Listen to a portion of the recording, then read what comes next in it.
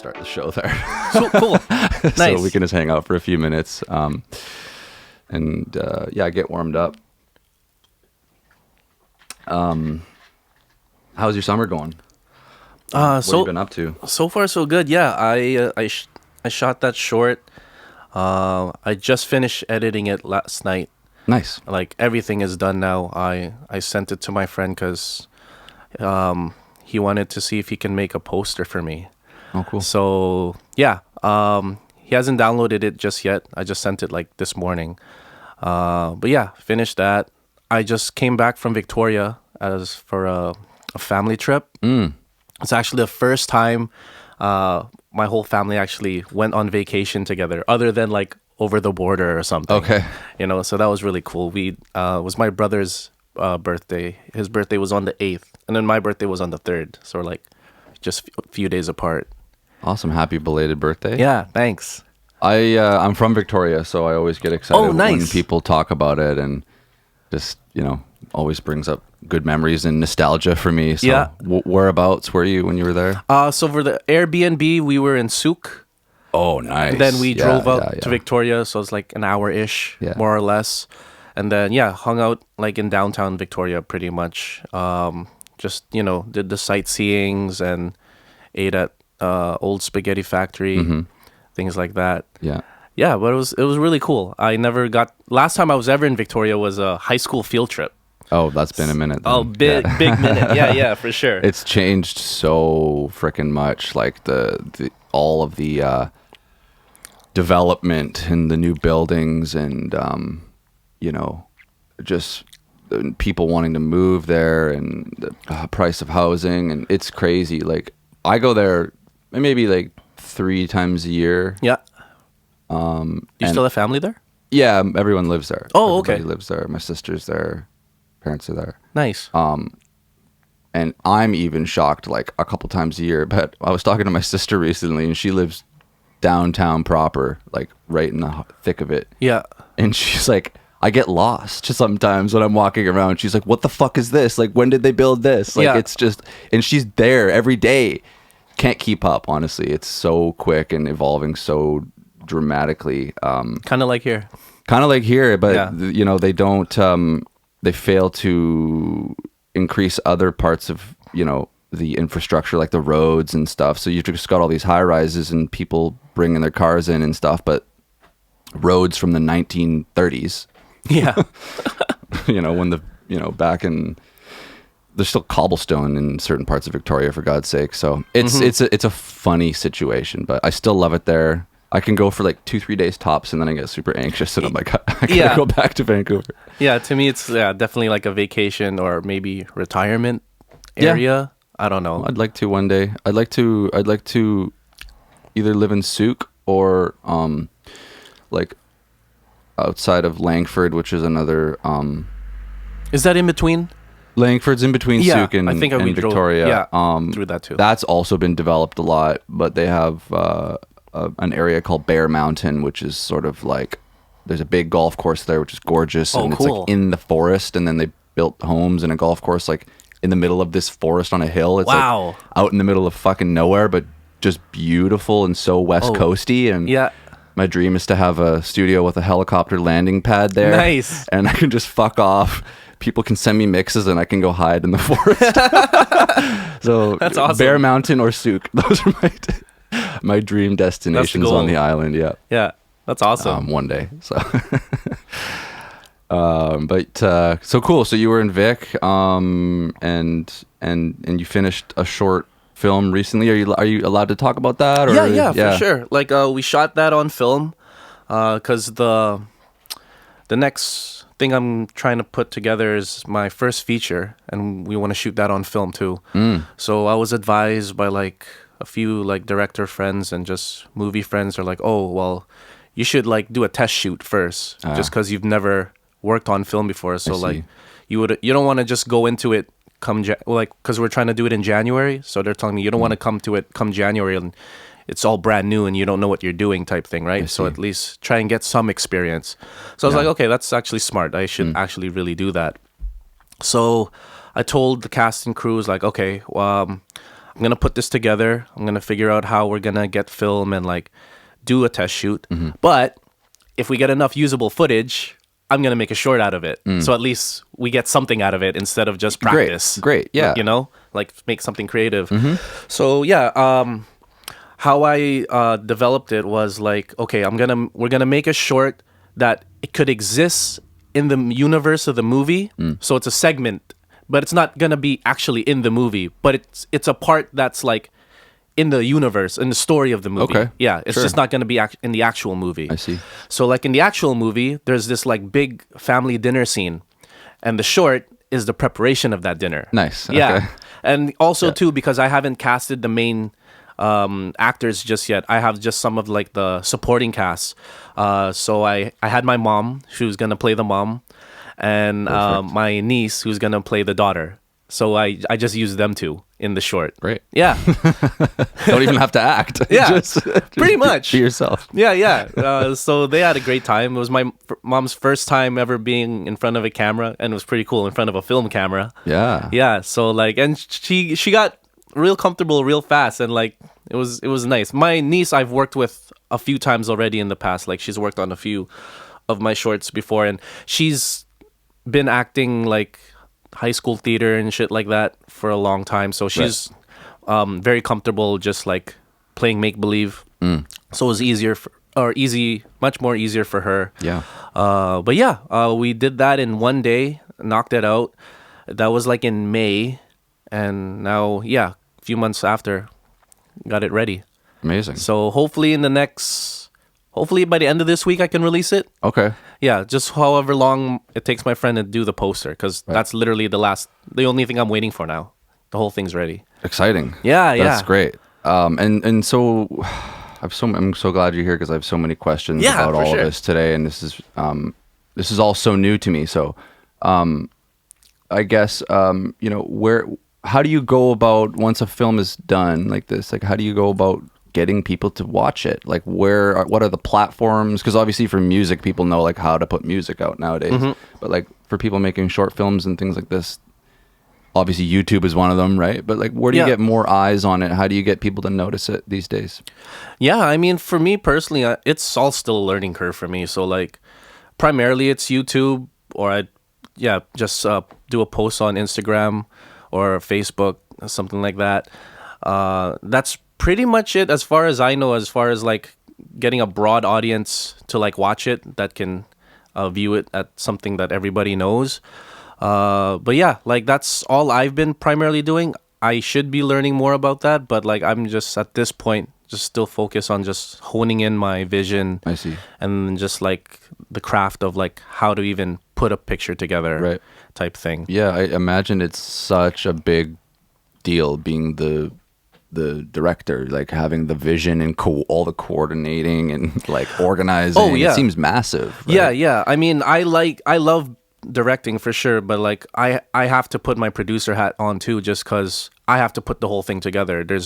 I'm not in a position in my life right now where I can just ask a person or some persons and be like, hey, can you help me put this together, and like, maybe help me fund it, or like get the people to put all of this all together. So yeah, once I conceive an idea, then it's my brain starts going, okay, who am I gonna hire now? Who am I gonna find? Who are the people that I know that I can ask that maybe they know someone that can like come on board with me, type thing.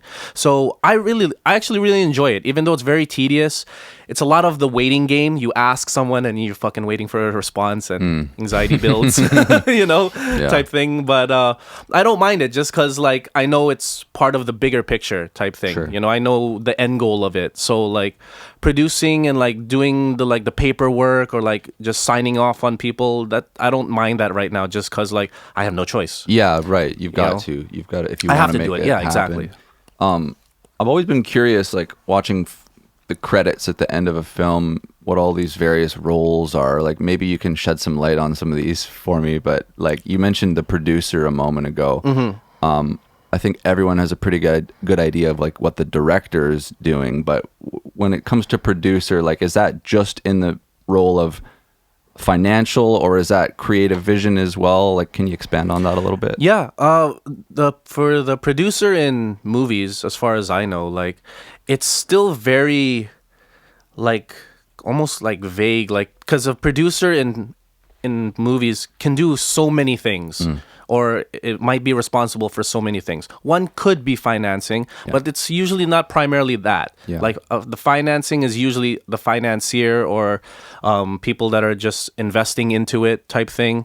Or Executive producer too, right? That's another part of it. Like, would that be more on the financial side? The executive producer, that's the person or persons that hire the people and fire the people. Okay. Yeah. Okay. So they like oversee the whole thing to a degree type thing as far as like behind the scenes go. I see. Whereas the producer, he or she or them might find the executive producer. So that producer is really like the beginning aspect of when a movie is going to start. Oh, wow. So like in movies, in my opinion, and I think this is true to a good extent, is like movies are a producer's medium. You can have the great vision as a director, you can have a great script as a writer, you can have the great actors, but all that shit don't matter if the producer or that person or person's not gonna put all of that together for you to make it, you know? I see. So like once I realized that, I'm like, okay, the producer is actually really the most important person or persons in making movies, because they're the person that lines up all the people together, to puts all the stars and lines it up type thing, you know?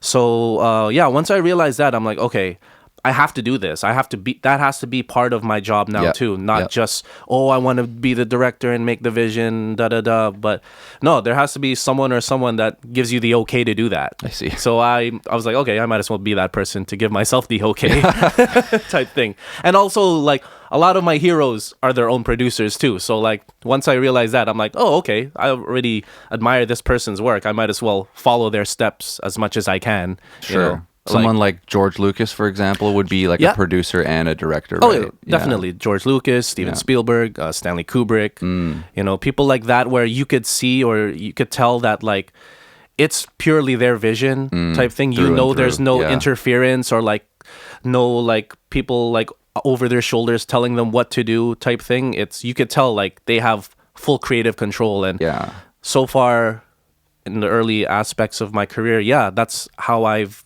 been able to work, and that's how I feel I'm going to continue to work, because I never want to have that where I'm like, hey, can I do this, or am I allowed to do this? That just doesn't feel like, for me personally, like I like being like, okay, I want to do this, how am I going to do this, how am I going to execute this? Not stifle your creativity or slow down schedules, like you were saying, waiting for people to get back to you and give you the okay. I mean, if you're okay with the added workload and whatnot, it kind of makes sense, right? To really see your vision through all the way. Yeah, for sure.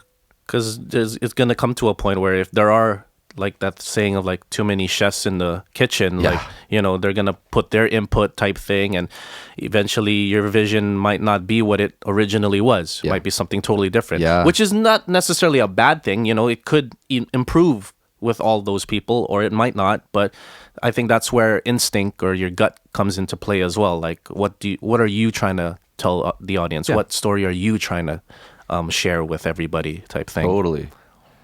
Awesome. And so I guess, are you also writing your scripts? Yeah. You must be. Oh, yeah. So far, everything I've created is 100% original. Okay. I've never been like offered, or like a friend has asked me, hey, can you make this for me type thing, or like hasn't happened yet. I personally don't really see that happening anytime soon, just because I have so many stories in my head already that I want to make. Nice. And I've already have like a few other scripts that are ready to go, but that's gonna be way down the line when I'm in that position of power or whatever. But yeah, I've created everything I've written everything I've created so far. And it's fun. I love the writing process. It's actually the writing process and the editing process are my two favorite aspects of filmmaking, because I'm totally alone. I don't have to answer to anybody. No one's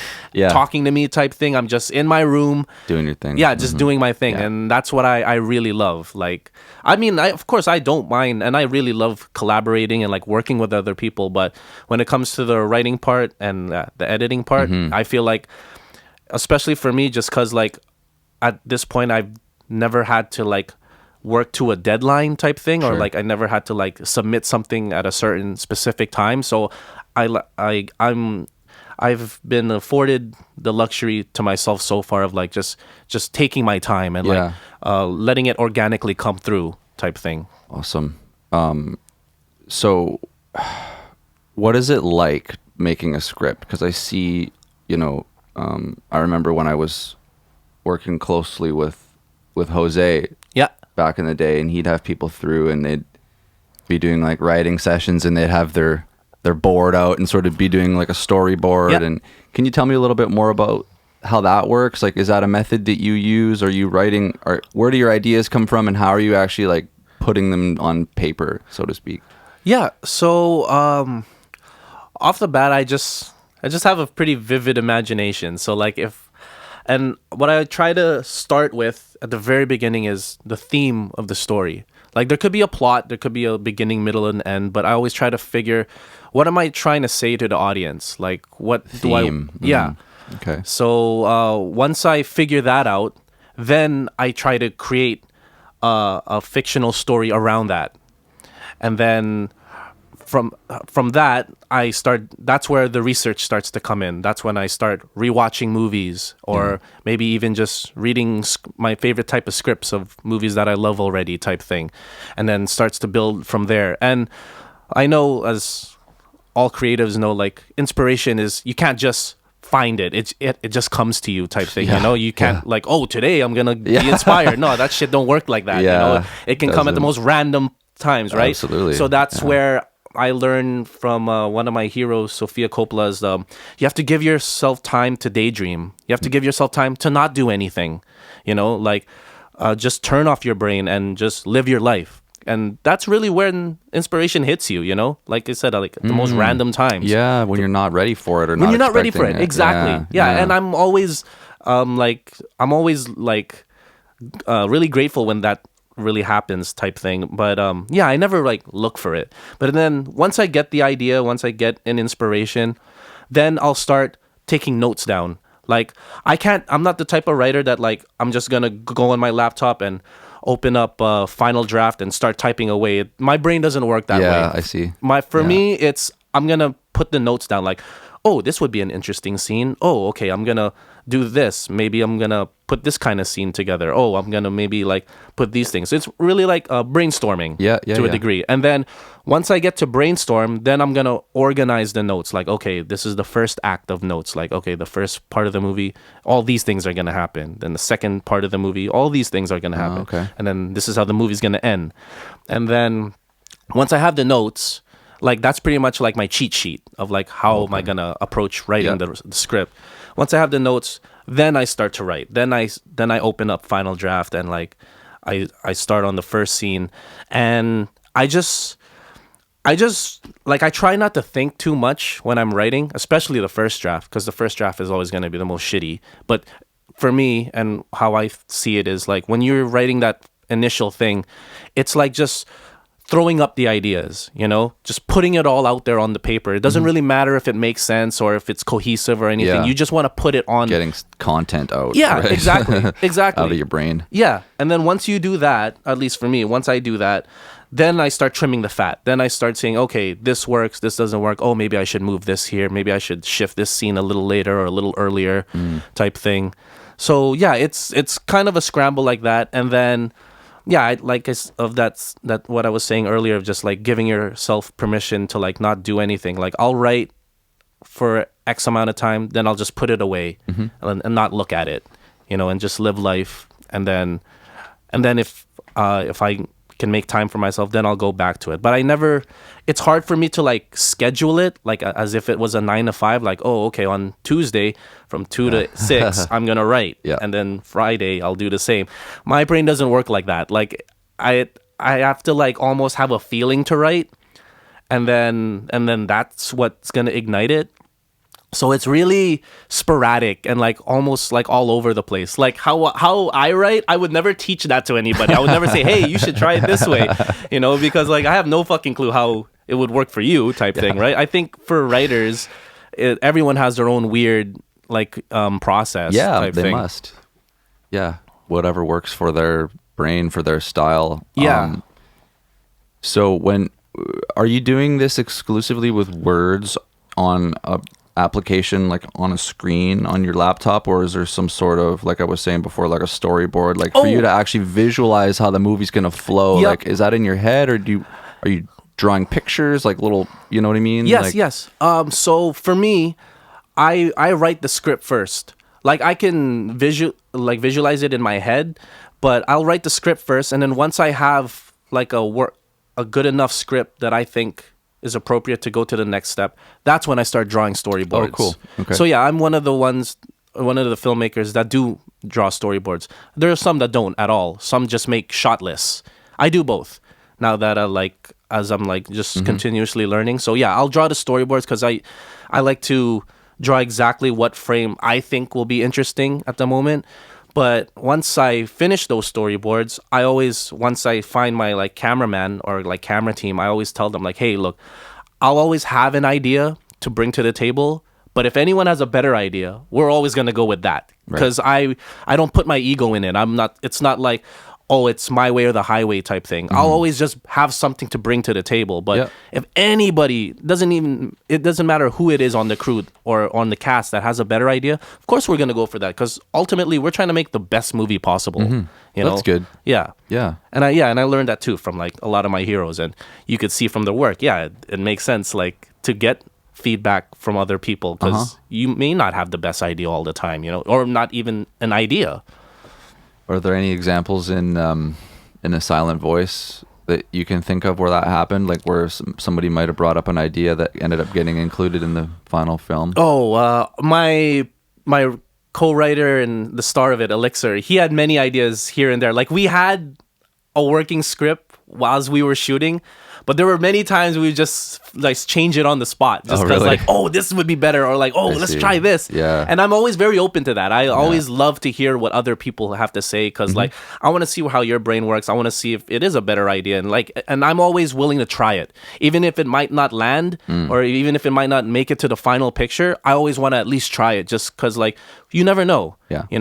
And yeah, like I feel you're always in a learning position when you're making a movie, just because like you're learning things about yourself, you're learning things about your cast, your crew, type thing. So I feel like if you ever turn that part of your brain off, then it could get boring, or you might just get stuck in your ways, and things might just look repetitive or like people or predictable. Well, you're also it's so important to get perspective. Yeah, of course. And I find this even with music, like my secret weapon is my wife. Nice. She's like the I'll muse. show her mixes and she'll be like, that bass sounds like it's farting. And I'll be like, oh my God, you're right. She doesn't know she's not musical or technical at all, but like she's human and it's another perspective. And I can show her something and be like, what do you think? And then, oh my God, I overlooked that. Let me go and revisit that, So it must be the same with actors and people on your crew, like, that are actually there experiencing it. You're the one there behind the camera pointing and shouting, but they're out there living it, like feeling how this thing's coming together. And so that must be so important to get those ideas back and forth, right? For sure. Yeah, I always encourage that with like whoever I'm working with. Just because like it just makes the whole experience that much more fun and rewarding, and you get to discover stuff about yourself, and that's always wonderful. Sure. Yeah. Oh yeah. So for people who don't know, I helped AJ work on a film of his about 2 years ago, which we were just brought up a moment ago, which was called The Silent Voice, and it was that technically a short film? Technically, yeah. Okay, so like about a 50 minute short film in which I was hired as the mixer, I guess. So doing mixing the dialogue and that really nice Rhodes piano soundtrack that was in there, and some wind and some rain, but not a ton of crazy stuff, like pretty minimal. But that was a really, really fun process for me. It's actually the first time I'd ever mixed a film. And I remember when we met the first time face to face, I was like, I had been recommended through a mutual friend, Jose, who I mentioned a few minutes ago. And this was always something that I'd wanted to do, actually, because before I even got, this was after getting out of school 12 years ago. I interned at a few post-production studios. Oh, nice. Because I was like really into just anything audio, right? And I worked at a couple of studios that were mixing and editing film, and I was like, this is fucking dope. I like the vibe here. It's quiet, like people just working in a room editing for hours on their own. Yeah. Like I could get used to this. That ended up being a dead end road, but I learned a lot from that, and always thought that could be a cool, not a career path, but something to keep in my back pocket one day. Like, you know, a lot of these skills are the same. Mixing, like knowing how to, all these tools, whether it's music or on film or whatever, they all translate. So Yeah, I have these skills. Maybe one day I can work on films again. And then when we met, it was so exciting for me. I was like, wow, I'm going to get to mix a short film. This is great. But I had came to you right out of the gate saying, look, I'm an engineer. I've been doing this 20 years, but I've never worked on a film. And you were okay with that. And it turned out really, really good. It was fun. Yeah. I had a great time. The end product turned out great. I learned a lot, and you know, everybody won in the end. So that was how we got to work together, and on the Silent Voice, and then you ended up putting that in a few, like a film festival, I think. That was the most, up to this point, the most recognized film I have so far. Like it won a few things, got nominated for a few things. Nice. So yeah, that was really cool and really rewarding. And also, like, ultimately what was amazing was when Elixir, our co-writer, producer, and the star of it, he sent me a few like screenshots of people that watched the movie, and they sent him like messages like, oh, I really connected to this, like this really spoke to me, like I'm so happy you made this because like I can relate, type thing.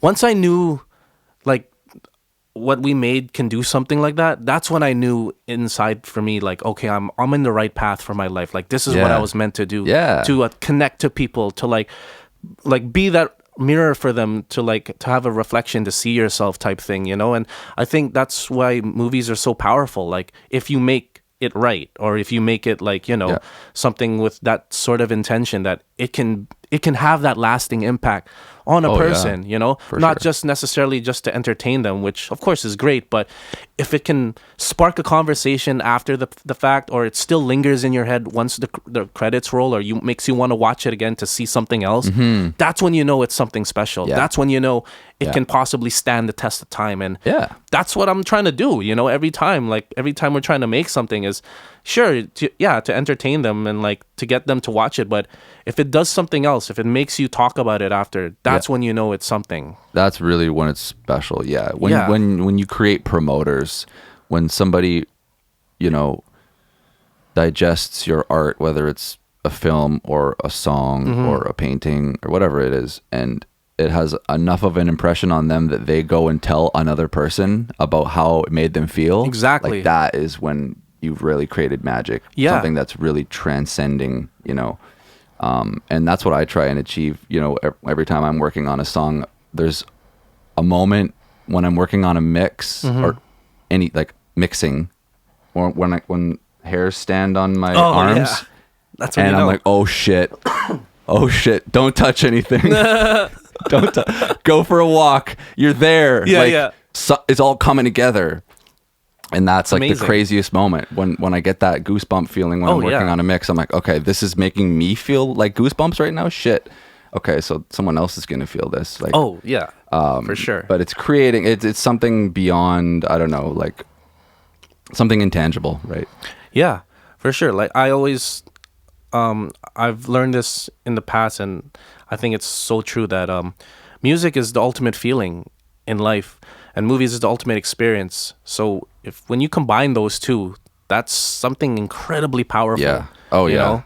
And yeah, that's why, like, for me, music and movies are just, I have to have it in my life. Like, I can't live my life without either or. More so music, just because I play music either on my iPod or on my stereo all the time. Yeah. You know, like, it's what just makes me just keep going in life. And yeah, it's amazing. It really is. And, like, you know, when you really give yourself the permission to, like, discover that and, like, experience it that way, it's like healing. It's life-changing. It can really just really affect you so powerfully and so dramatically. It's incredible. As much as I love Hayao Miyazaki's films, and everyone should go watch all of them, I think even more so I love the soundtracks, the Joe Hisaishi soundtracks. That's the composer? The composer. Yeah.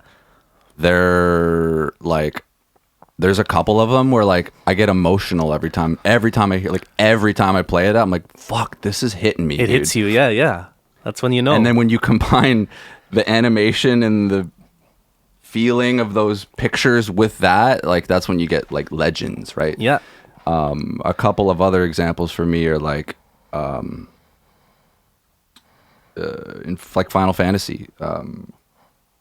There's a particular soundtrack on Final Fantasy 12 that, like, I listen to that in leisure. Like, Nice. They've got the soundtrack in Apple Music, and it's like one of my most played playlists of anything. That's amazing. Just like a soundtrack from a game, but it's like I can go and close my eyes, and whether I'm at home or if I'm walking to work, hear those songs, and I'm in that game.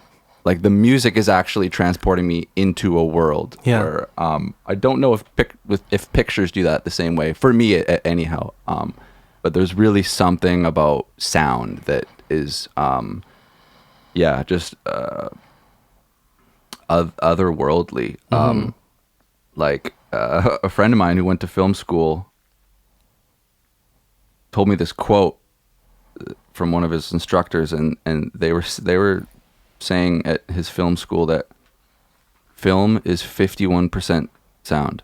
And I was like, whoa. I thought about that for a second. I was like, that's exactly what I'm talking about here. Like, a movie is a movie, but it's actually 51% about the sound and the music and the Hans Zimmer and the, you know what I mean? Like, Yeah, for sure. Yeah. No matter what anybody tells you, the audio in pictures is way more important. Because to a general audience, when they're watching your movie, if the picture is fucked up or it looks a certain way, they'll subconsciously accept that more, because in their head they may say, oh, that's just part of the vision, part of the director's vision. Okay. But once the audio's fucked up, it takes them out of the experience. It really it's like, does. why does this sound like this? Why is it sound, why is the mix not so well, or, you know, put together? Well, I've had to learn that the hard way, you know, type thing, because when you're learning, you just only know so much, right? Yeah. And yeah, once I realized that, I'm like, oh my God, that makes so much fucking sense. You know, like, okay, I have to put the priority on the sound, like, no matter what. Like, because my vision is already intact. I already know what I want to draw. I already see it before anybody else will ever see it in my head, right? Yeah. But I can't necessarily hear it like that. Yeah. At least at this point in my life. So I definitely need the technician there. I definitely need somebody that's an expertise in that particular department in making pictures, because it's just so essential and, like, so pivotal to make sure the experience is, like, the best it can be. Yeah. It like, imagine, you know, Brad Pitt and George Clooney or something in Ocean's 11 and 12 or whatever, 13. Yeah.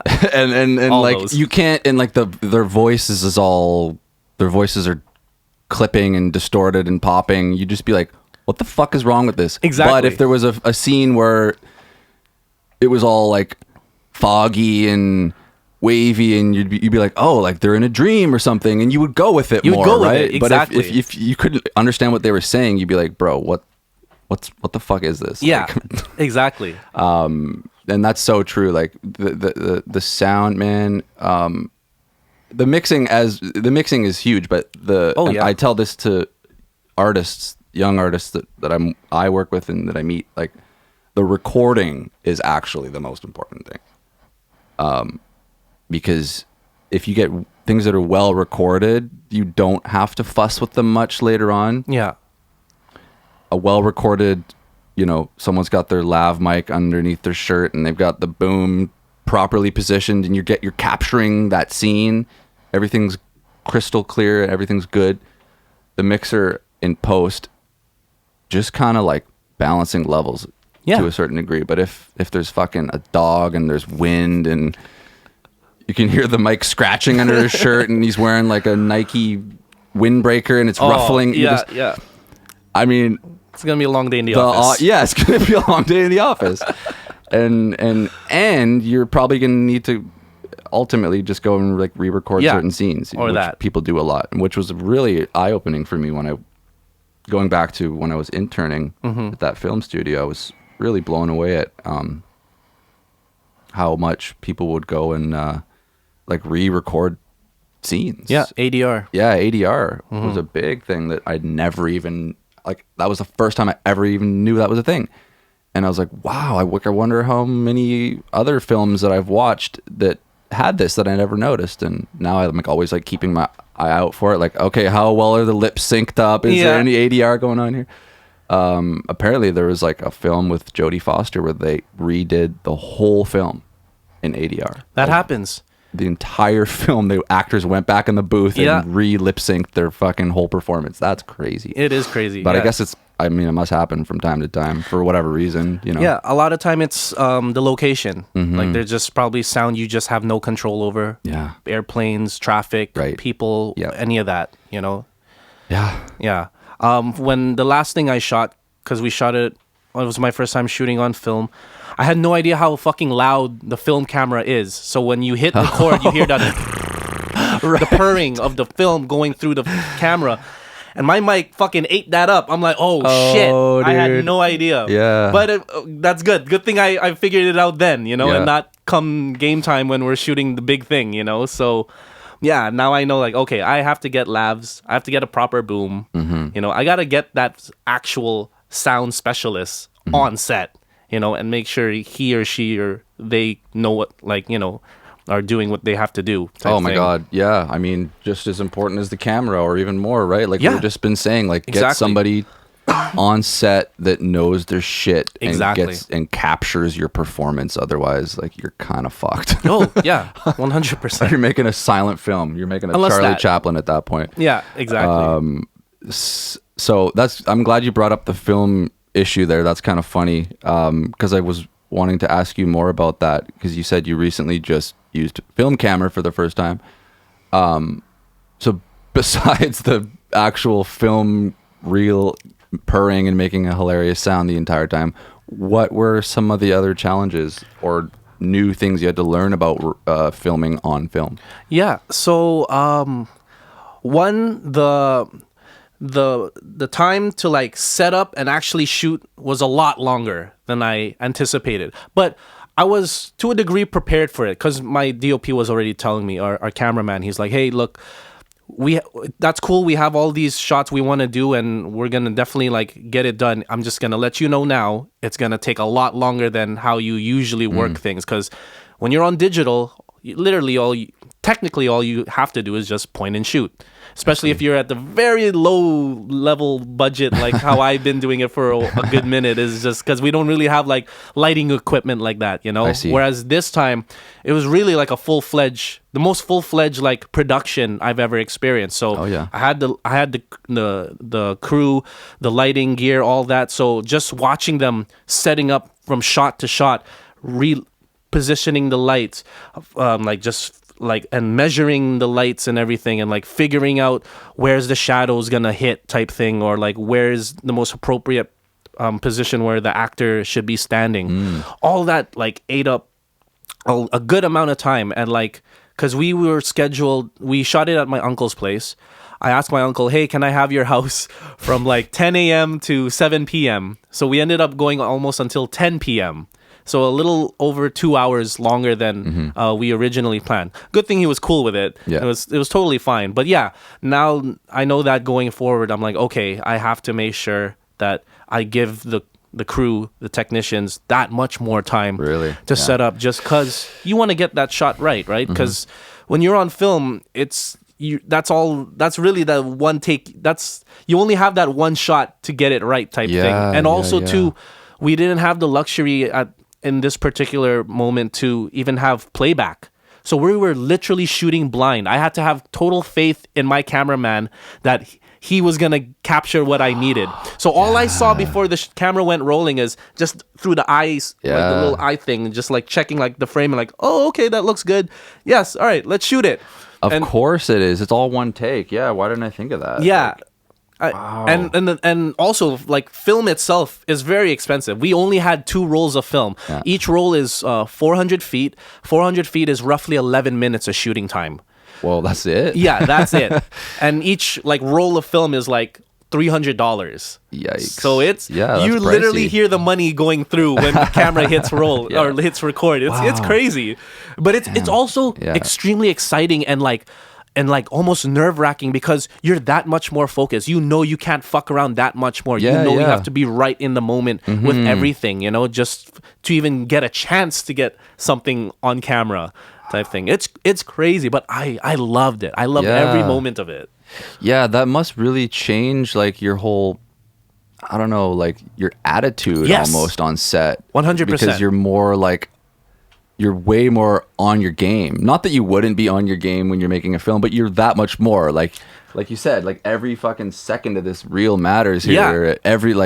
Every angle, every light, every shadow. Like, we got to get this, guys. Yeah, Everybody exactly. pay attention. No, for sure. And it's like that's the luxury of course, shooting on digital. If you fuck up, you can just delete it and do it again. Yeah, and you still have the full, not magazine, but the full hard drive or whatever, Whereas this, once you shoot it, it's in there. That's it. Whether it's shitty or not, you got it.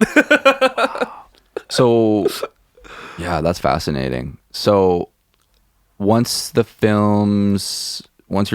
done filming on the film, what's the process like to convert that to digital? Yes. So that's a whole thing I had to learn too, but it was great. So once you shoot on film, if you want to edit digitally, which I did, you have to first get it developed, just like how you would regular film photographs. Okay. You get it developed. The thing is, developing here in Vancouver in particular, there are no development houses, which is unfortunate. So I had to send it out to Mel's, which is in Montreal, which was a place that was recommended to me by a bunch of film people that I know. They're like, oh, just send it out to Mel's. They do a really good job. Okay. So I got in touch with them, made a connection, just sent emails back and forth, and we finally figured a way to get it there. So I had to ship it there, and that takes roughly around 2 weeks. I think it was a little less, maybe like 12 or 13 days. So you're physically mailing these reels. These reels, exactly. Yeah. So I have to go to Canada Post. Yeah. Put it in like fragile, like put the bubble wrap and shit. Make sure it's. And like, how many secured. Reels was it for the film? How many? How many reels in total? I had 2. Oh, 2. Yeah. Okay. So 2 400-foot rolls of film. So yeah, I sent that out. They develop it, and then they put it back onto just one huge reel. It gets developed into one huge one. Okay. And then once you get that reel back, you bring it to a scanning place. Luckily in Vancouver, we have a good scanning place, Film House. Yeah. Just off of like Main Street, which was pretty convenient for me because I live kind of close to it. Yeah. So you bring your physical film to that place, and then they scan it, and you can sit there and watch the process. They have this really like neat machine of like this huge thing where they take your film, they put it on this thing, and it just like reels itself, and then you watch it on the screen like digitally, just like transferring from physical to a digital file. And then once you get the digital file, then it's essentially like you shot on digital again, like where you have the hard drive. Yeah, because they put it on a hard drive. And then once you have the hard drive, then it's pretty much the same thing how you would normally go about now you're editing. back in the digital realm at that point. Exactly. But one thing was interesting that for me, I had to learn that there's now an extra step I had to take. Whereas if you just shoot digital, it's already in digital files. It's pretty much organized for you. Whereas if you're shooting on film and you turn it into digital, it just comes into one long strip. So when you upload it onto whatever you're editing on, Final Cut or Premiere or whatever, you just have the one long strip per reel, and then you have to manually cut it from that strip. So like you use whatever you need, put it to the front of the timeline, and then just discard the rest. Whereas in digital, it's already like organized for you that way. So there's just an extra step, at least for me personally, what I had to take. But essentially, it was the same thing. So it was fine overall. And as far as like the frames, like how does that work? Like the frames per second from the film into the digital, like do you get to pick that, or does film go like register at a set amount of frames? So, or that's a good question. It depends on the camera. I was advised to use a RE-SR3, which is one of the top of the line as far as a 16 millimeter camera, because we shot on 16 millimeter film. There's Super 8 millimeter film, Super 16, 35, or an IMAX 70 mil.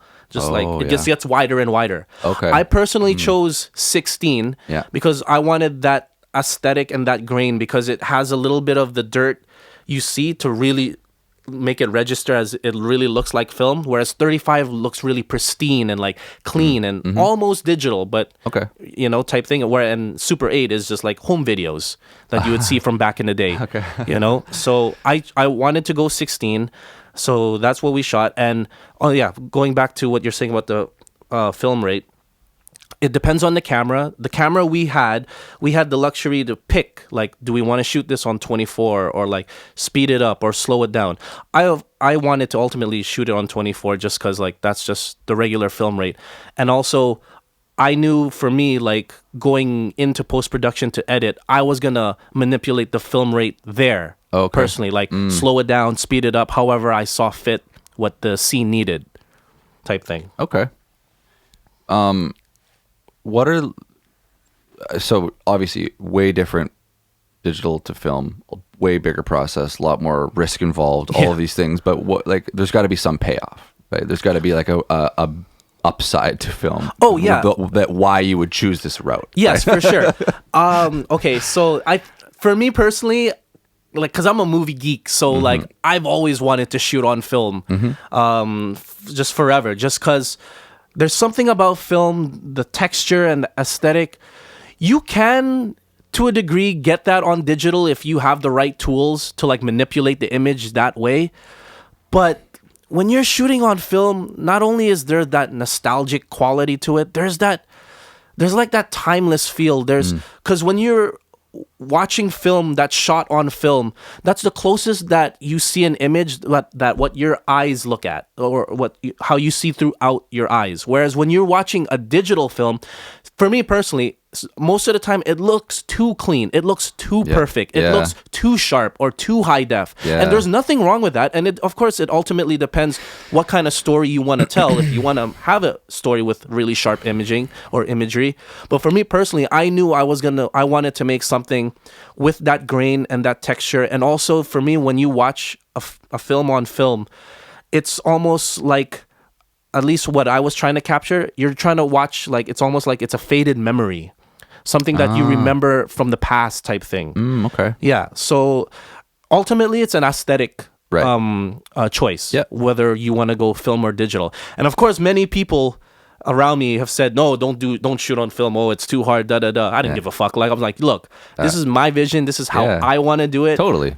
However you want to do it, that's awesome. That's on you. But you're not going to put your like thoughts to like, or your way of thinking about it to me, because I'm already set on my way of like, okay, I'm going to do it this way because, like, knock on wood, if I'm never able to make another movie again, at least I experienced it, and at least I went for it and did what I wanted to do. Absolutely. Yeah, you got to try it out and see it through and experience it for yourself. Yeah. It makes me think about obviously tape in music and what the debate is still raging strong to this day about, analog versus digital and plugins versus hardware and, recording on tape versus recording straight into Pro Tools. And, Yeah. But for me personally, like I think I feel that there is absolutely a benefit to tape, and my personal taste is that my favorite mixes and my favorite records were all recorded that way.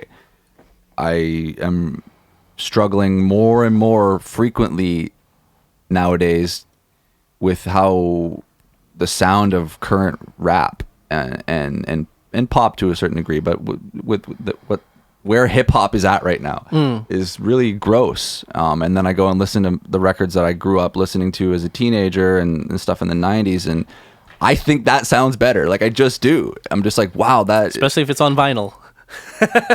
and even more so now that I've been doing this 20 plus years, I mix professionally.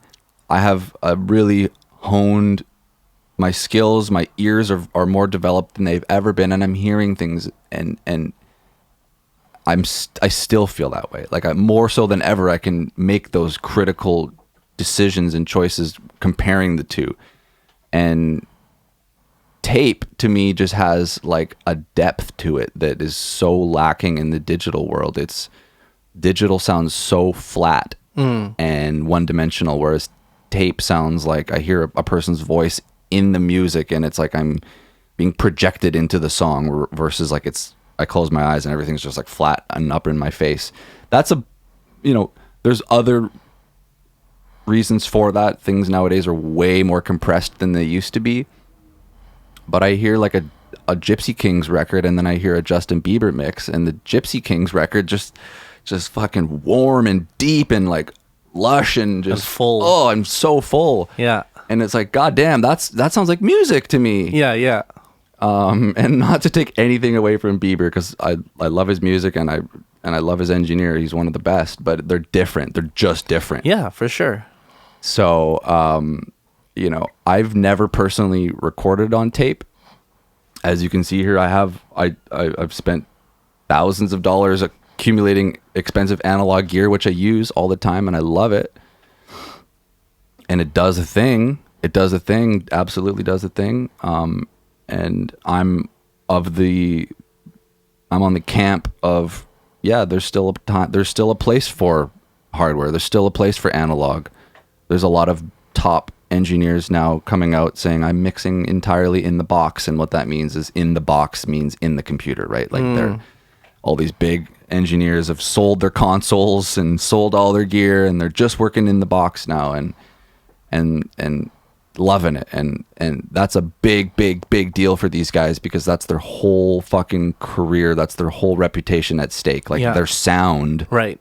The reason people hire them was for their sound, and the fact that they're still they're confident enough to sell all that shit and say I just mix in the box still, that speaks volumes. However, I'm still keeping my gear. I am. And there's a handful of people out there that are as well. And, I go back and forth about, I haven't used this in a while. Is it worth me selling this?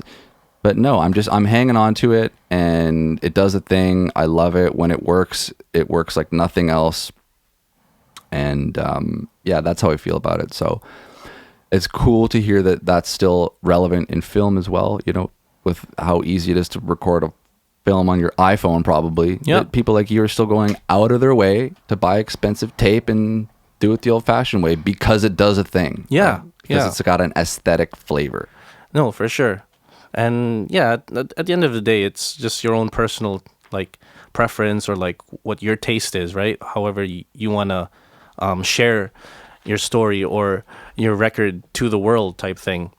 And I mean, I still love it. I'm definitely gonna do it again. I hope to always do it as much as I can, but it is expensive. It's that much more to like pay for. But I feel if your heart's in the right, like if your intention is there, and like it feels good to you, then who's who's anyone to say it's wrong? Oh, yeah. Type thing. Yeah, at the end of the day, like, this is all art. Yeah. It's like food. Like, put It's hot subjective. sauce on it. Fuck it. Yeah. Like, do what you want. Do what makes you happy. Like, Exactly. don't listen to other people. Like, I was saying this last time on the last show, like,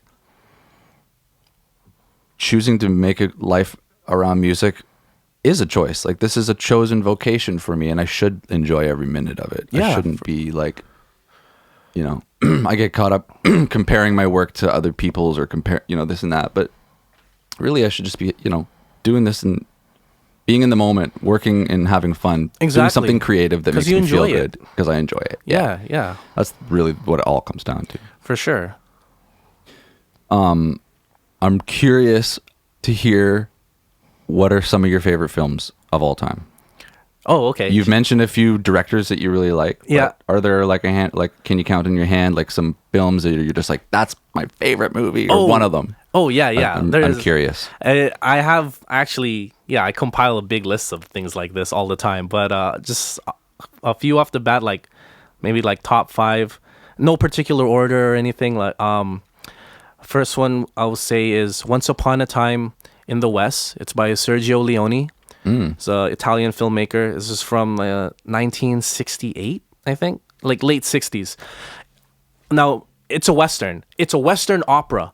I'm not really into Westerns. I do love Westerns here and there, but there's something about this fucking movie. It could have been about anything. Yeah. But the way this movie is constructed, the way that, because Sergio Leone was always famous for working with Ennio Morricone, who's like one of the greatest film composers of all time.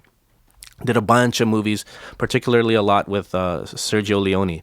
But the way he scored this particular picture and how it blends with the images, it's really poetry, because a lot of this movie's almost fucking 3 hours. And it's deliberately like sort of slow pace. Okay. But when you're watching it, if you really invest to watch it, you can't help but feel like there's something special going on, because there's very minimal dialogue. A lot of the movie is just people looking at each other. Oh, wow. Yeah.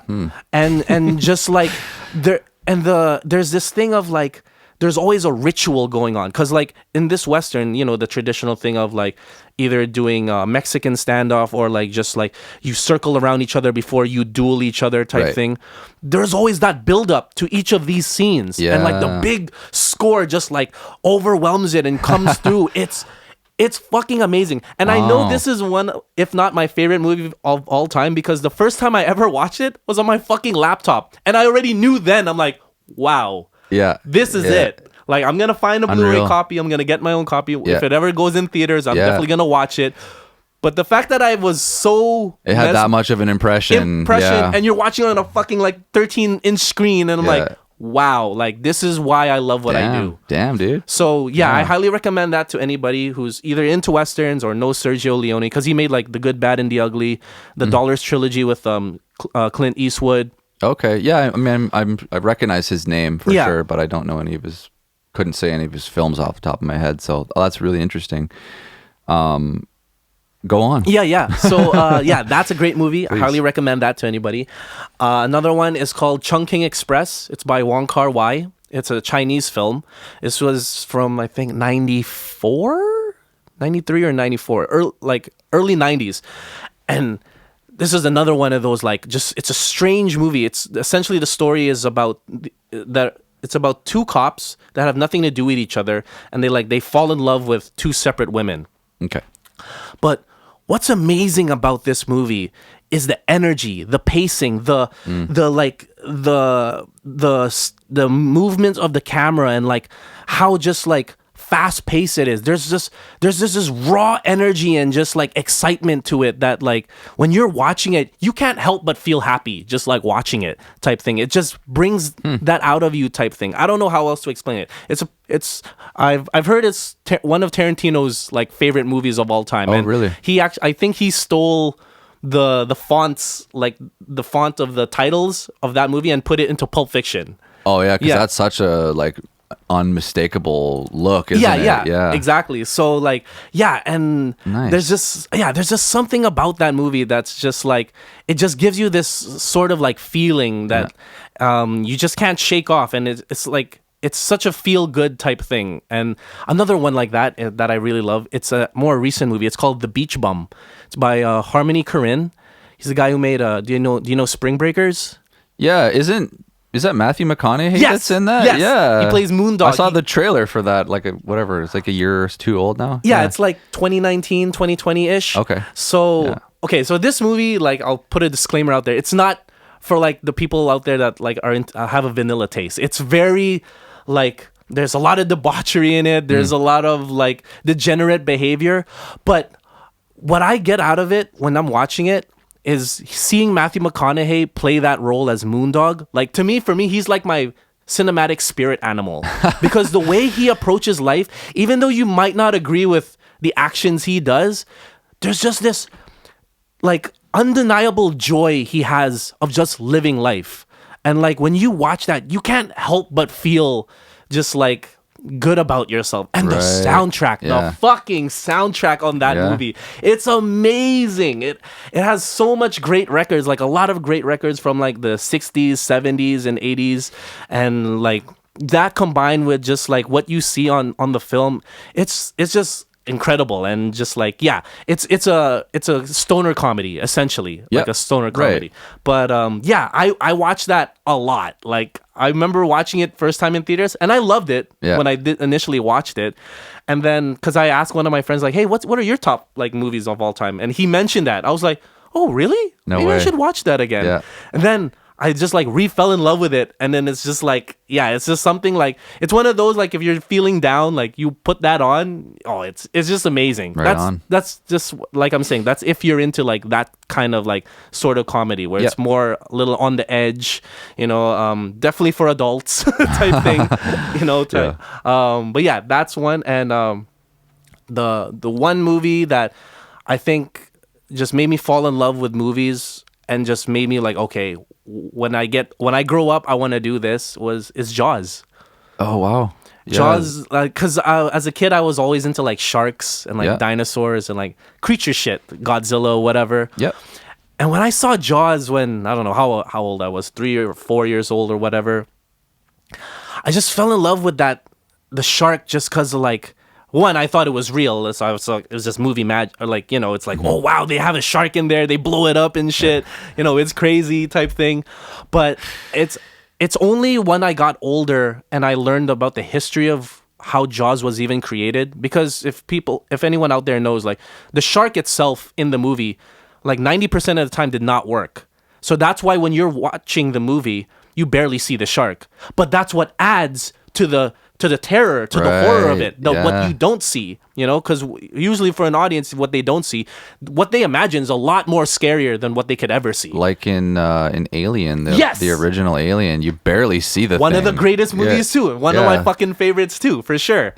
Yeah. You just get a sneak peek here and there of it. A glimpse but or a shadow. You're still like, oh fuck the whole time, right? For sure. And that's another great movie. That's like, to me, that's like a haunted house movie in space. Nice. Because it's these people trapped in this spaceship. Yeah. And there's this fucking extraterrestrial thing, like, killing them off one at a time. That's fucking scary. And no one can hear you scream. You can't call for help. It's so well done. Well, so well done. And it holds up to this day, for sure. Oh, yeah. But yeah, like those two, Jaws and Alien, are very similar in that regard of just like less is more. And once I learned that, I was like, oh, okay, that's why a lot of, in my opinion, like great artists or like great people that make shit, it's that minimalistic or minimalism that what they use in their process. That's what like makes it stand out even more, makes it that much more special, because there's just that much less things to like focus on. But the things that are there are so incredibly like potent and and like just really like makes an impact. So Jaws is, to this day, is like just incredible. I watch that every year, especially because summer vibe, you know, type movie. And it just always inspires me, just like, oh, okay, like you can make a movie with something that may not work, but it just depends on how you show that to the audience, how you use that disadvantage and make it beneficial for the production type thing. and it's the original blockbuster. Yeah. That term was never coined before Jaws. Oh wow! And then I when didn't Jaws, realize that. yeah, once Jaws was made, that's when the blockbuster craze of Hollywood began. Really, Yeah. yeah. So like I realized like wow, the OG blockbuster was made from a movie about a shark that never really fucking worked. But yet, it's one of the most greatest movies of all time now. A mechanical shark. Yeah, exactly. And it actually inspired me. I was like, you know what? I want to remake a Jaws movie one day just because I love sharks a lot. So Yeah. like, I already wrote a script to it for something way in the future Nice. type thing. But yeah, like I have a fucking poster of it in my room, type Sure. thing. So Yeah, it's iconic. it's iconic. Yeah. Yeah, that's really cool. It's interesting how leaving things out can actually be so advantageous sometimes. Yes. It makes me think of like, music, but certain rappers in particular. Like, I always use Jay-Z as an example where he was like the best at leaving spaces. Yes.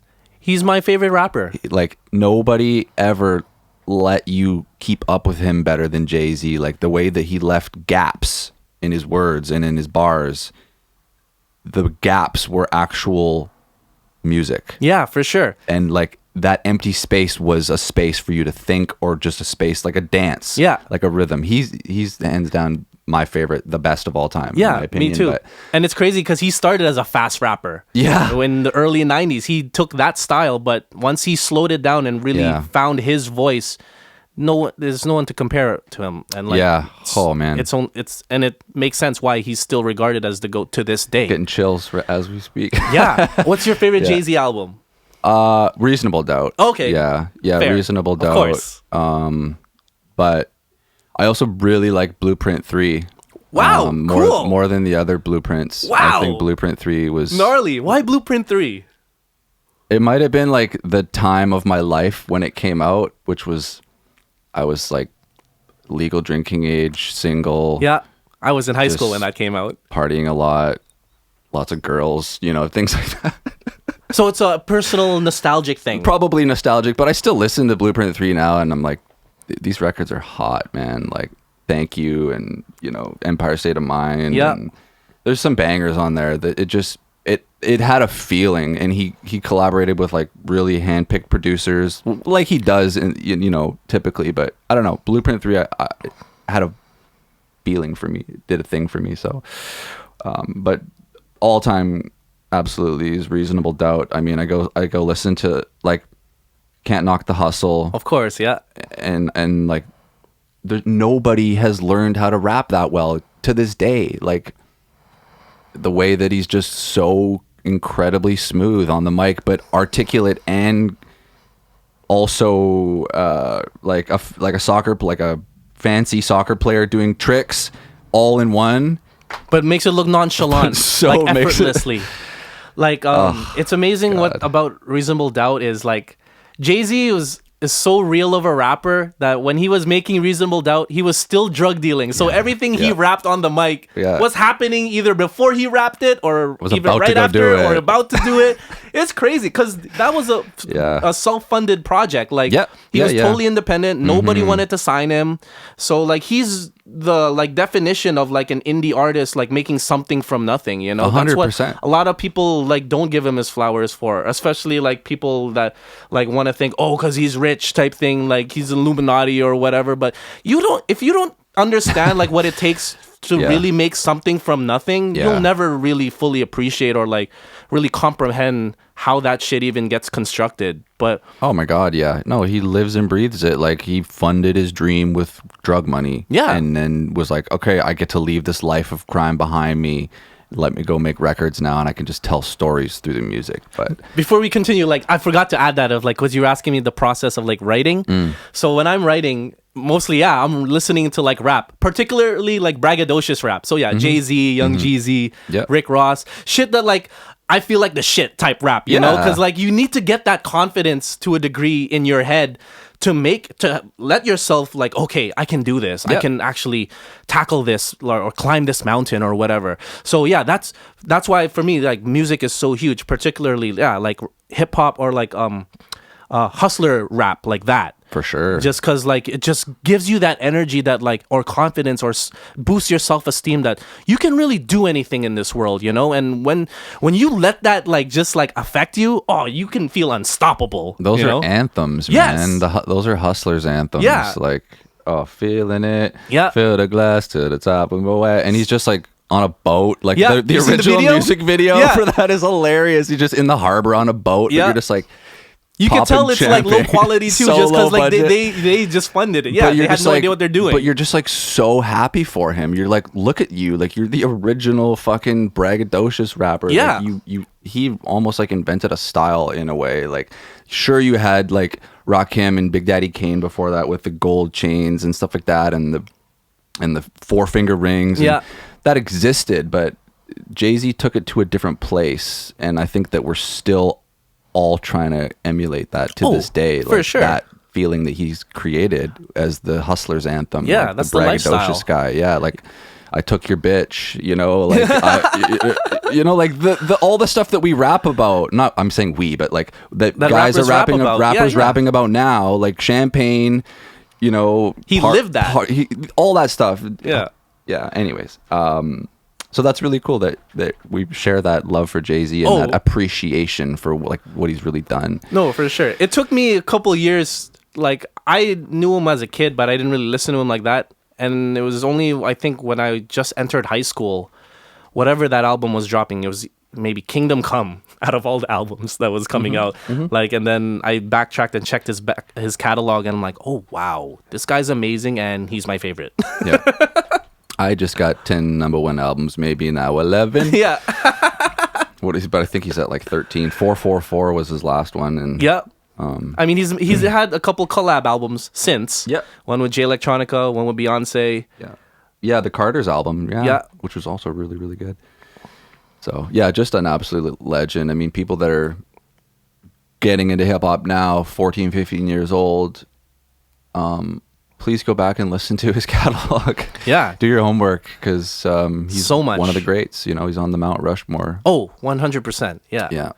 Yeah. Really, really special. And it goes back to what we were saying about leaving space and about being really intentional about, you know, like what you're doing. His Like, voice is his instrument. Yeah. You know, it really is. I find a lot of one of the more amateur things that I notice in rappers is trying to say too much, cramming way too many words into their songs.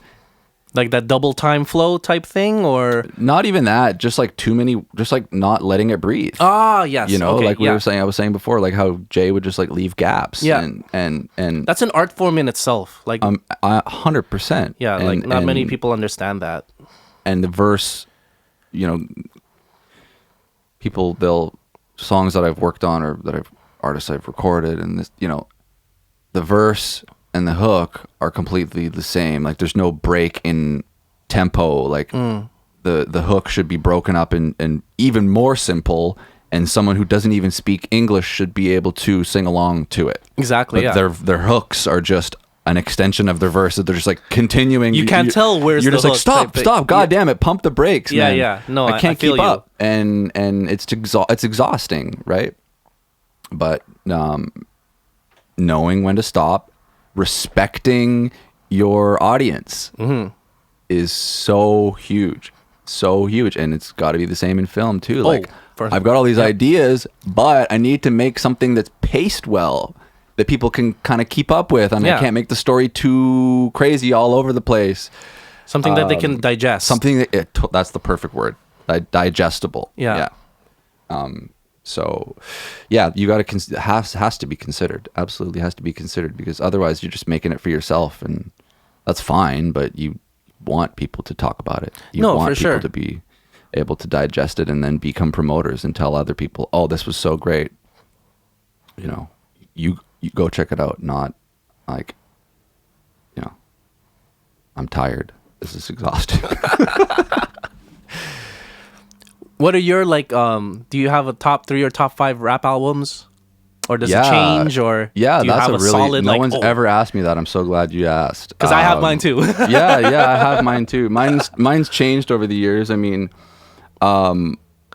Illmatic is Ooh, of course, yeah. probably my favorite. I don't know if my favorite, but one of those ones, like those films, your list of films that like you just got so enthusiastic about that left such an impression on you. Illmatic for me was the one where I was like, I love hip hop. And is that to you the best Nas album? At this point?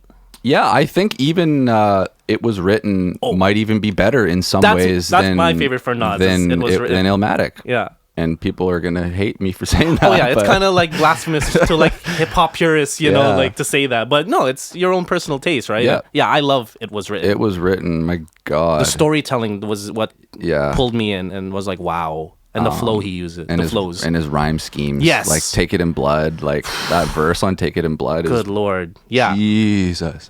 Yeah. So yeah, those two, I mean, for straight up like raw feeling and hip hop-ness and just the skits. Oh yeah. Only Built for Cuban Links. Oh yes, that is in my top 5. By Raekwon. Yeah, sometimes that's my favorite rap album ever. That goes That's a up movie. to my yeah. Oh my God, dude. It's a mafia movie. It's a gangster movie. The skits where him and Ghostface, I can actually see the concrete. You're like there. I'm there, and Yeah. there's like a brick wall next to him, Yeah. and I can hear the cars going by and Yeah. the crack fiend walking by. You're like, Jesus, close my eyes, and I don't need pictures, man. Like, Yeah, I love that. so album. the skits, maybe the best skits in hip hop, but Yeah. also just the beats, and it's RZA and it's Raekwon and top of their game. Ghostface has a solo track on there, which is hilarious, and so that's definitely in my top 5. I mentioned Reasonable Doubt a minute ago. I'm also a really big like Common fan. Like not so much now, but like Common Sense. Yeah, Like Water for Chocolate by yeah. Common. It's got to be one of the greats. Early Talib Kweli. I think for a while my favorite album was Reflection Eternal Train of Thought, which is High Tech and Talib Kweli. Oh, the collab album. And I've always been such a big fan of one rapper, one producer. Yeah. Where the whole album just has such a cohesive sound and For sure. feel. And they totally nailed that on that record. So yeah, those are, I mean, I could go on, but those are the ones that really spring to mind. People are like, oh, what about Tupac and Biggie? Like, I've never really been a Tupac or Biggie fan myself. Obviously respect what they did. Pac had his moments and he had his prolificness where he just put out a ton of records.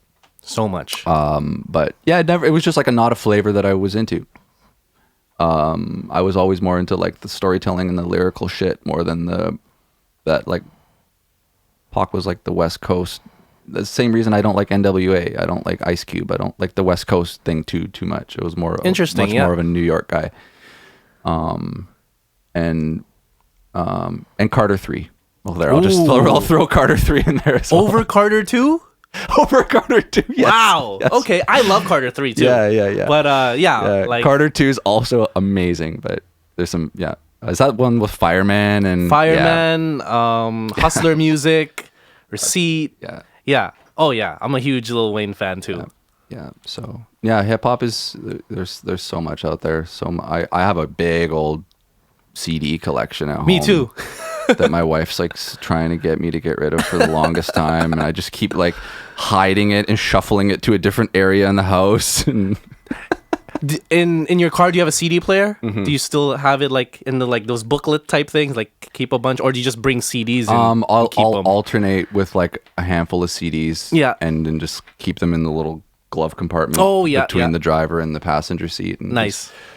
but yeah, I mean, it's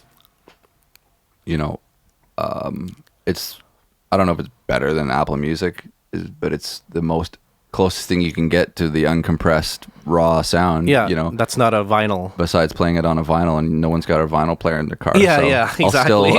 I'll still hanging on to my CDs, and I'll play those in the car me too. for sure, man. Yeah. What about you for like other hip hop albums that really left an impression on you? Yeah, another one I really love. I'm a huge Dipset fan. like Cameron, Joel Santana. So Purple Haze is Oh, one yes, of I'm my glad you said that. all-time favorite albums. Oh. That's why my fucking phone cover is pink. Like, Dude, that's Cameron is the so- reason that's so everyone in cool. hip hop rocks pink. Yeah. Not just Oh, dude. like Kanye says that all the time. It's that's why Pink is dope, because Cameron put it out like that, you know, and like flipped the script on like like masculinity or whatever. Like, hey, I'm gonna do something totally 180 and make this cool. So yeah, Purple Haze.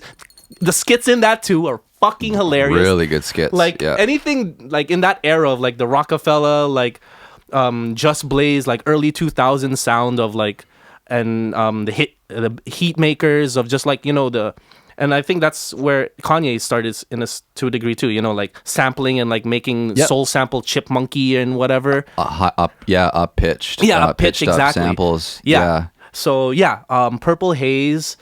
I really, really love Supreme Clientele by Ghostface. Yeah. To me, that's the most like wicked lyrical hip hop album I've ever heard, just because like there are rhyme schemes and patterns that Ghostface uses and tries that has never been used to this day, and he's never even used it in other albums. It was just for some reason, just that particular album. Hey, I'm gonna rap like this, and it might not be on beat, but it's fucking like original and weird. And like when I initially heard it, I'm like, what the fuck is this? And then as years gone by, I'm like, wow, this is really like, this is art. And like, I need to revisit Supreme Clientele. His second album. Yeah. No, nobody could go off topic like Ghostface. Yes, just but still make it sound dope, you know? It's like rapping about cereal and then rapping about killing you the next bar. Exactly.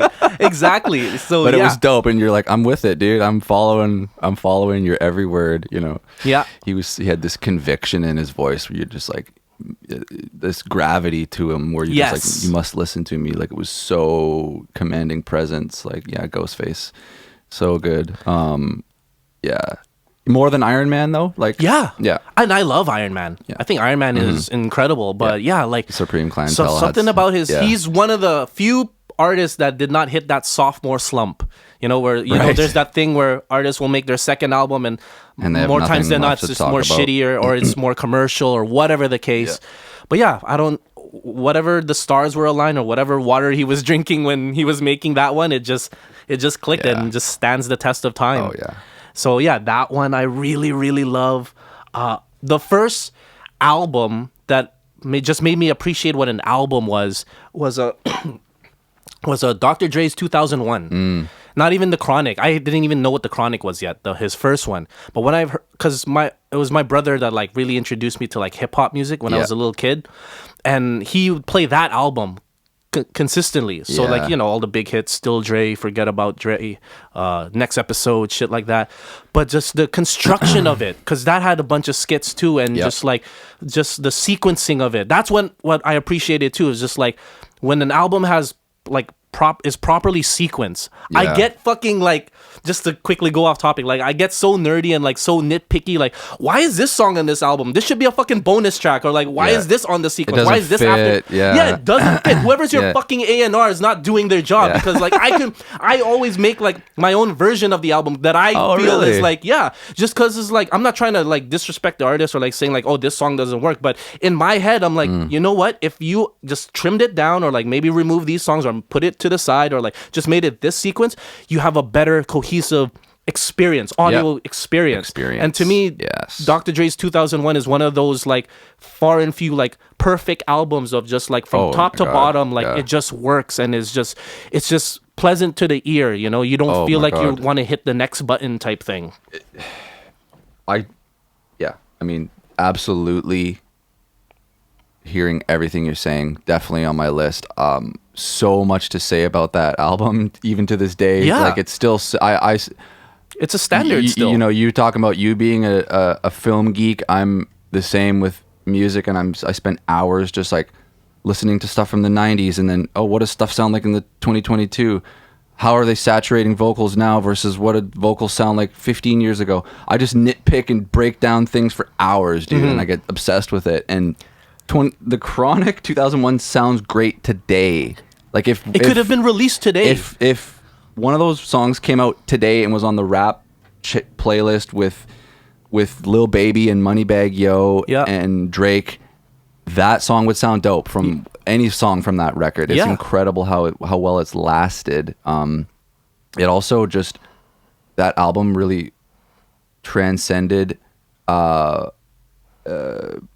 like cultural norms. There's an experience that I'll never forget where I was at a house party in high school with my friends that were all, you know what it's like in high school. You hang out with people who have similar music tastes, and you dress the same as them, and you all, you know what I mean? Like, of course, you're cliquey. You're trying to fit in. Yeah, right? yeah, of course. But we met. It was a house party, so there were all different kinds of people there, and we met like the emo kids who had their hair like, slicked over to the side, and had the black skinny jeans, and all black everything, and the painted fingernails, and they had the Chronic 2001 with them. Wow, that's awesome. And they were like, can we play this? And we're like, yes. Like, you guys listen to that shit? That was it for me. I was like, dude, like, this album broke all the boundaries. Everything, all the walls are down, barriers. This is like, it's music that people are enjoying. Yeah, that's what I love about hip hop. It just brings all these subgenres or like sub like cultures or people you would never think would be able to relate or hang with each other, and just like put them all together in one room and enjoy the exact same thing. And it's fucking amazing. Yeah, it's really, really cool. Brings everybody together. Yeah. Oh yeah. Have you thought about doing music videos now that we're on the topic of like hip hop and stuff? I mean, is that something people have approached you about, or? I've only done one music video for a friend a couple years back. That was a fun and great experience. But I love music videos. Yeah. Like, Hype Williams is one of the greatest music video directors of all time. You seen Belly? I still haven't seen Belly. Oh, okay. You have to watch that. Being a hip hop fan, you gotta watch that. I know. It's with DMX and Nas. I'm ashamed of myself, to be honest. It's all good. Hey, I've to this day, there's a lot of like classic either albums or movies I've yet to see. Haven't had the chance to see it yet. So. Yeah, exactly. Of course, know about it. So it's a must watch for sure for any hip hop fan. But I love music videos too. What gets me a little scared to a degree to make a music video nowadays is because I'm a huge like ASAP Mob fan, particularly like ASAP Rocky, because to me he's like one of the underrated like amazing artists, not necessarily just a rapper, but just what he does just overall. Incredible vision. The vision. So when I watch his music videos, I get a little like intimidated and scared because I'm like, however his brain works, or whoever's editing or putting these visuals together is like from another fucking planet, because it's not like how back in the day when you're watching music videos, because of course everything was shot on film. There was just no other way around it. You have to shoot on film, and those music videos look amazing. They're great and all that, but because of how technology has evolved now and what you can do on the computer and things like that, you can just create or imagine things that you could just never really comprehend to even capture just on the site, type thing. And to me, that's what his music videos are. They're like something almost like anime, but in like live action form. It's just like, I don't even know how to begin to imagine that way, but I like it. I also really love that too, just because it just forces myself to like, okay, I got to think even way beyond the outside of the box now if I want to like go in that realm type thing. But of course, there's also still the simplicity of like, you can still make music videos of just, having the camera, the light setup and all that. So there's various ways, but yes, I love music videos. I definitely want to make music videos going forward. Yeah, because I mean, I know a lot of rappers, so I've got a bunch of people, like regular clients that are either looking for photographers usually, or looking for someone to do a video. So that's good to know that you're interested or willing to do that if the opportunity came up. No, for sure, because it's just another form of storytelling. It's still visual and all that, and you can still make some sort of narrative to a degree or not. That's what I really love about music videos. You can just go fucking out just 180, and the video or whatever you're watching could have nothing to do with the music, but it's still the music video, you know? Whereas movies, there's like a certain like parameters you gotta like play with around, but music videos are fucking amazing. Like the first music videos was like do you know Fantasia, the Disney movie Fantasia? Oh yeah, that's essentially like I wore out my VHS as a kid watching that. There you go.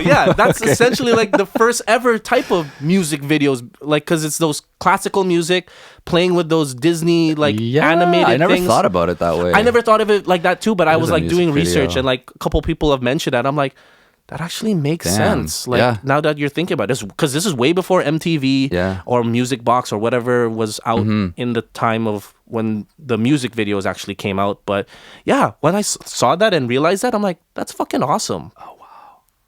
Yeah. Oh, that. I hear those pieces nowadays. They'll come up in like a commercial or whatever. Yes. And they make me think about Fantasia. Like I have the images that are popping up love in my mind Fantasia. because it was so. I was like, I don't know, 4 or 5 watching that Yeah. over and over and over again, and had all the songs memorized. That's and awesome. The Tchaikovsky with the mushroom children. Oh, and yeah. you know what I mean. Fucking So I just see amazing. mushroom kids dancing around every time the Nutcracker plays now at Christmas.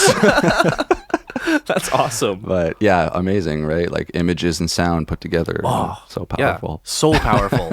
Yeah, and yeah, that's why I realized, like, you know, what we do, whether in music or movies, it's like it's really a privilege, and like you don't just fall into this. It's like I always tell people that are curious about things like this, you have to love it. You have to be able to like dedicate yourself to this, or else it's not gonna work out. It really isn't, because there's just so much of yourself you have to give to it. Yeah. You know, mentally and just physically, that it can be exhausting or draining if you're not prepared for that. So I think a big part of it is having a passion for it, because that's going to fuel you even when you're at your most tired, or Totally. you're most like you don't want to do shit. Yeah. You know, it's that just burning fuel inside of you all the time that it has to like be there. Yeah. At least I think. Yeah. I mean, it's really got to be your favorite thing in the world. Yeah. I and think so. I try and remind myself that all the time, like how lucky I am to have a space like this, and Exactly. have these speakers and a place to just come and be creative. And even if I'm having a slow month, like right now I'm having a slow month and I'm just kind of feeling a little down, but then I come in and just like work on something or fiddle with this or that, and just like, yeah, this is where I'm meant to be. Like this is my spot. Like this is where I feel the most like alive. Yeah, and you're doing my zen. thing. Yeah. Yeah. So yeah, it's important. And to have that outlet, Have just the for outlet. anybody, you know, to Yeah. have an outlet, like that's so important in life, you know, just because life just throws you a lot of curveballs or punches you in the face, Yeah. you know, and like you need something to put that energy out there. Yes. That's healthy and safe. Yeah, spending a little bit too much time at home playing video games, you know, but I could, you know, I realize that I need to be creative.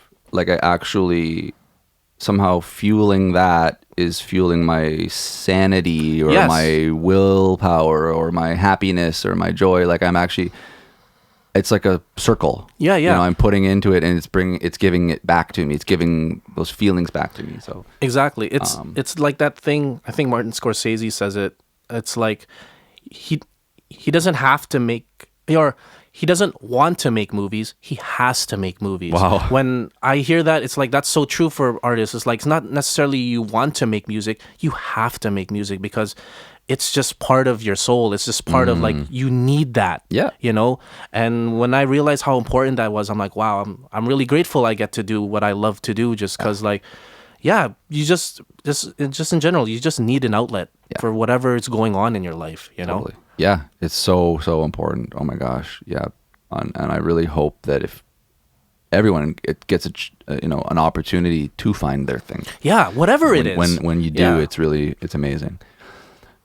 Find your calling or your passion, whatever you want to call it. Yeah, but exactly. Your thing, have your thing. you Yeah, know? what is that thing that's gonna make you wake up in the morning? Yeah. That makes you want to get out the front door. Yeah, You know, put your clothes on and get to work or whatever. Like, yeah. awesome. Well, we've been going for a while. We should maybe wrap it up. Anything you want to say before we go? Like, can you let people know about the next thing, the next AJ project on the horizon? Just remind us. Yeah. So, or I guess whenever this airs, like probably the short that I'm about to release is probably Might be out. released.